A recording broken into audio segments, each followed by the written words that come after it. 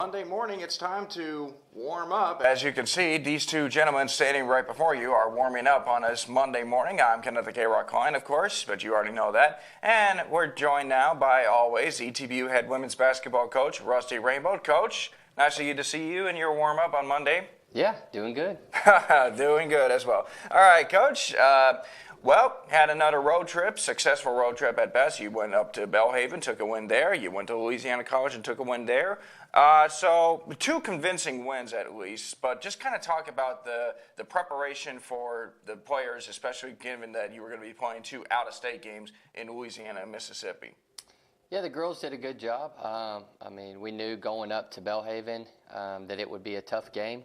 It was last year when we went up there, and it's kind of a weird place to play. Kind of got a weird vibe with the older, smaller gym, but the girls had a good week of preparation, and we went up there and started out a little slow. Belhaven came out and was just making a lot of shots, and so always somebody calling. But yeah, so it was a good win, and then going to LC, the girls came out, and it was kind of an opposite way we started at Belhaven, where we started slow at Belhaven, and then at LC, the girls just came out on fire, and that was one of those games where in the first 2 minutes of the game was over. I mean, we came out and were shooting the lights out of the ball and played so well in the first couple minutes of the game that, I think all of our team just felt like we were in complete control. But at Belhaven, we were down 10, I think, at one point, and had to hit a shot to maybe we're down, I think, at the end of the first quarter, and then hit a shot to be up at halftime. So, but that's basketball. It's competition, and anybody can win in any given day. And so, proud of our girls. Certainly, Coach. And we're watching all the your teammates play the game. I mean, obviously, we know who's kind of been stepping up for you, but some of your other role players, when they get in, they sort of step up as well. One player that really had a big game against LC was Paige Royal. Now, of course, this was a player that hardly gets playing time, but, she certainly contributes when she does get in, and she had a tremendous game, 11 points. Just talk about her work effort in trying to, keep her spot or at least being as contributive to the team. Well, Paige is an amazing player. She was a first-team All-State kid coming out of high school, her senior year last year at Leveland High School, which is one of the top, 10 teams in the state of Texas. And so Paige is a very, very good player. Paige is just, she plays behind a couple of upperclassmen that are pretty good players too. But Paige is, one of the best shooters on our team, and is just an amazing individual. I mean, she comes from a great family that loves the Lord, and just really, high character, high class, very respectful young woman, and a great family. And Paige is going to be a huge part of our program moving forward. But Paige is the epitome of an amazing teammate, because she's come in and just been so encouraging and supportive, and filled her role to the best of her ability. And she'll step out there and make shots whenever we ask her to do it, and she'll cheer and encourage and work hard in practice and go to class and honor the Lord. And she's just a wonderful person to have on a team, and she's definitely a kid's got a very bright future for us. Definitely, Coach. So like last year, obviously, I think you were at 5 losses as well. You still have 2 under your belt with 21 wins as well. So ASC standing updates. We already know who's hosting the tournament in the West Division this year. That's going to be UMHB. That's already been decided as well. But you're sort of locked into a deadlock tie, because you and UT Dallas are tied with 2 games left to go. So obviously you're both in the conference tournament, but there is a lot more to be played for, especially with you want to be the top seed in the East Division standing. So talk about what it's going to take, because you're going to be playing them later on Saturday. So just kind of talk about what is it going to take for your team to, step up there and try to, get a big win against UT Dallas on Saturday.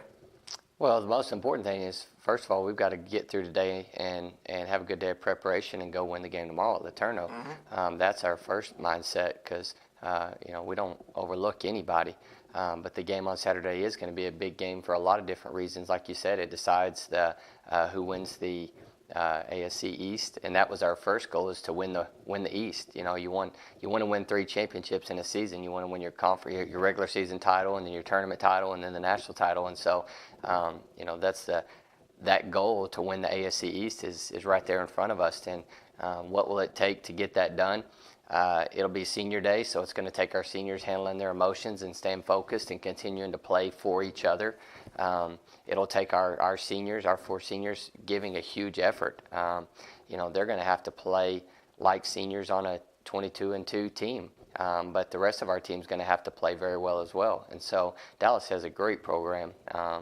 And they've been good for a long time and will continue to be good as long as Paulie's there. And so we understand that it's going to come down to a couple of possessions in the game, just like it did last time. I mean, we were down 59-58 or 58-57 with 2 minutes left at their place, down 1, and then came out of a timeout and had a give up a 3, and that was kind of the difference in the game. And so typically when we play Dallas, it comes down to a couple possessions in the game, and I have no idea. I have no doubts that it'll be that way this time, but it'll be fun. We hope we have a huge turnout and a lot of support, and hope our seniors enjoy their career and end it at home on the right note.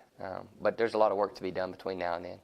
Certainly, Coach. We don't want to forget about tomorrow night's game, Tuesday at Laterno. Going to be another interesting, exciting game, especially going up to Longview. But anyway, so it's a long trip, isn't it? Yeah, about a long 30-minute trip or so. Yeah. I mean, it feels longer every time I drive up there. But you did talk about the fact that your seniors on your team, have been as contributive to the program as well. So 4 seniors, I believe you said. So just talk about each one of the seniors that are on the team and what they've brought to the program in your time here being head coach of East Texas Baptist University. Well, 3 of them have been with us for 2 years. 3 of them were here last year and finishing up this year, and then we had 1 that's a transfer. But Valerie Matlock is the lone transfer that's only been here 1 year, but Val has been a blessing to this team. She's a very high-level player, has a great spirit about her and a great humility. I believe I'm right in saying this, that she was like number 1 or 2 all-time at Howard Payne on steals and assists, had the chance to be the leading steal and assist person of all time at Howard Payne, and chose to leave that and come here and be a part of what we're doing this year. And so it takes a lot of humility to do that. I mean, most kids would rather have the records than they would have the opportunity to be on a winning championship team in this day and age. And so it's cool to see Val do that. But she's been amazing this year, filled in and bought into her role tremendously, and the girls just love her. Has a great family, 2 great parents. And then we got April Matthews, who was hurt all last year, unfortunately, and the Lord just did a lot in her heart and revealed a lot to her about just life and everything, and she has come back healthy this year. I hate it because she's just now starting to hit her stride. She's just, you take a whole year off with an injury, and that rehab process is long.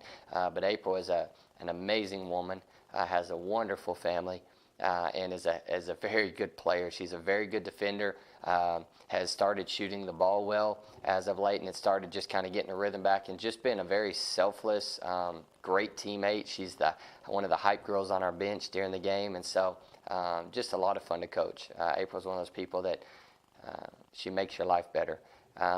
Erin Meeks is another 2-year girl here, came in from a JUCO, is from Orlando, Florida originally, just a beautiful smile, a wonderful servant heart.